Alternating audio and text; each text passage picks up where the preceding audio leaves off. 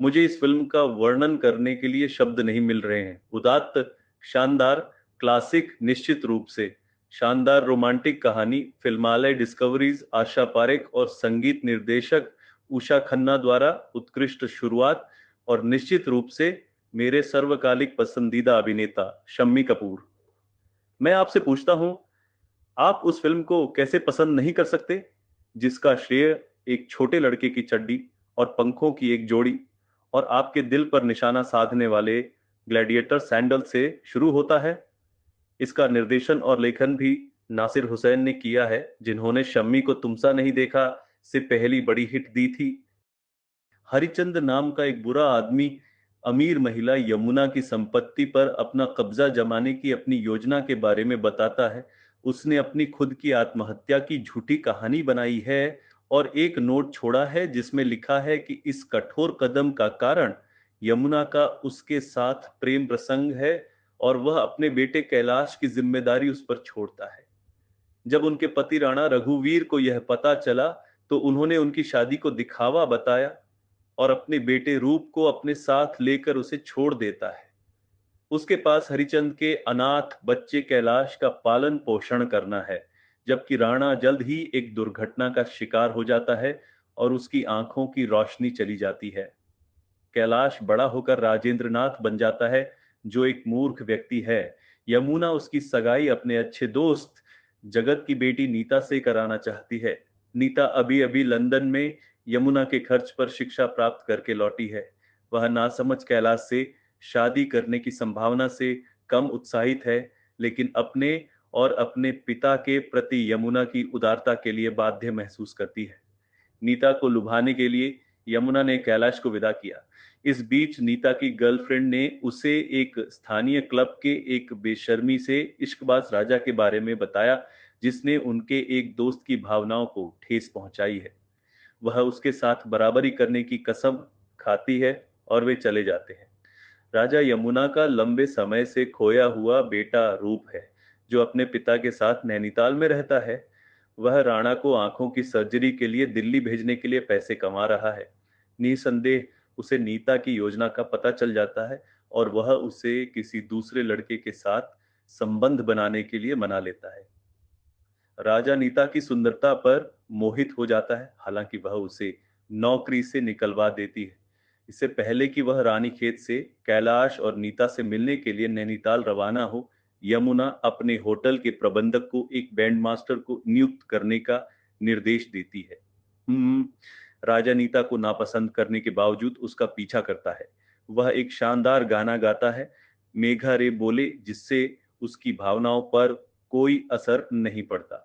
हालांकि बेचारा राजा उससे और भी अधिक प्यार करता है। उसका दोस्त प्यारे रानीखेत में एक बैंड मास्टर का विज्ञापन देखता है, लेकिन राजा नीता को छोड़ना नहीं चाहता है और उसके पास अपने पिता की जरूरत के बाकी पैसे कमाने के लिए एक नई योजना है। वह प्रोफेसर सामरी की सेवाओं का विज्ञापन करता है, जो किसी भी समस्या में मदद कर सकता है। उसे संपर्क करने वाला पहला व्यक्ति कैलाश है, जो शहर में नया आया है। वह नीता का प्यार जीतने में मदद चाहता है। उनसे संपर्क करने वाली दूसरी नीता है, जो कैलाश से छुटकारा पाने में मदद चाहती है। प्यारे के पिता मुरली को साथ लेकर दिल्ली के लिए निकल पड़ते हैं। जैसे ही ट्रेन चलती है, जगत राणा को देखता है, लेकिन इससे पहले कि वह उसे पकड़ पाता, राणा चला गया। वह यमुना को इसके बारे में बताता है और राणा का पता ढूंढना शुरू कर देता है। रास्ते में एक अन्य स्टेशन पर राणा को पता चलता है कि उसका बटुआ, जिसमें उसके ऑपरेशन और रिकवरी के सारे पैसे थे, चोरी हो गया है। मुरली उसे वहीं छोड़ देता है और एक जगह ढूंढने चला जाता है, जहां वे रह सके और रूप से अधिक पैसे की प्रतीक्षा कर सके। हरिचंद और उनका दूसरा बेटा सोहन एक ही स्टेशन पर है। शराबी हरिचंद अपने दूसरे बेटे सोहन के साथ रंगून में रह रहा है और उनके पास पैसे खत्म हो गए हैं और वे सोहन को रूप के रूप में पेश करने की योजना के साथ भारत लौट आए हैं। हरिचंद ने राणा को देखा। सोहन की दोस्ती राणा से होती है, जो उससे अपने बेटे के लिए एक पत्र ले जाने के लिए कहता है। वह रूप को अपना नोट लिखता है और उस पर हस्ताक्षर करता है और सोहन को रूप की एक तस्वीर देता है ताकि सोहन उसे देखकर पहचान सके। रूप अभी भी नीता के साथ थोड़ा आगे बढ़ रहा है। नीता समीर से मिलती है और उसे बताती है कि वह कैलाश के साथ रानीखेत जा रही है। प्यारे वहां बैंड मास्टर की नौकरी लेने के लिए रूप को परेशान कर रहा था, इसलिए अब वह अंततः सहमत हो गया है। रानीखेत के रास्ते में कैलाश को कार में दिक्कत आ गई। सौभाग्य से रूप वहां से गुजर रहा है और नीता को लिफ्ट देता है। और एक और गीत, राही मिल गया राहों में के साथ उनके साथ रोमांस किया।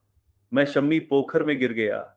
और यद्यपि वह इसे न दिखाने की कोशिश करती है, नीता भी गिरने लगी। इस बीच नैनीताल में जगत को आखिरकार राणा का पता मिल गया और पड़ोसियों ने उसे बताया कि राणा दूर है और रूप रानीखेत चली गई है।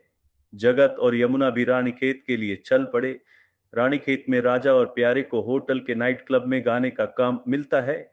नीता भी वहीं रह रही है, साथ ही हरिचंद और सोहन भी। वे यमुना को यह विश्वास दिलाने आए हैं कि सोहन ही रूप है। राणा के पत्र और असली रूप की तस्वीर के साथ सोहन राजा को तुरंत पहचान लेता है। सोहन और हरिचंद कैलाश को बताते हैं कि वे कौन हैं और उसे यमुना को मूर्ख बनाने में मदद करने के लिए मनाते हैं। ये देखकर कि नीता का पीछा करना ठीक नहीं चल रहा है, कैलाश उनकी मदद करने के लिए सहमत हो जाता है।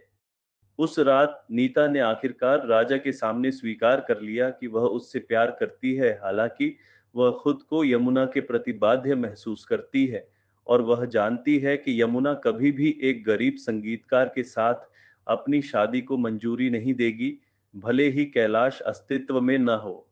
वह राजा से दूर चले जाने और दोबारा उससे संपर्क न करने के लिए कहती है। अंततः हार मानकर वह रानीखेत से जाने का फैसला करता है। उसी समय यमुना और जगत सोहन से मिलते हैं और उसे मनाते हैं। नीता और राजा की शादी हो जाती है और ये फिल्म फिल्मी अंदाज में समाप्त हो जाती है।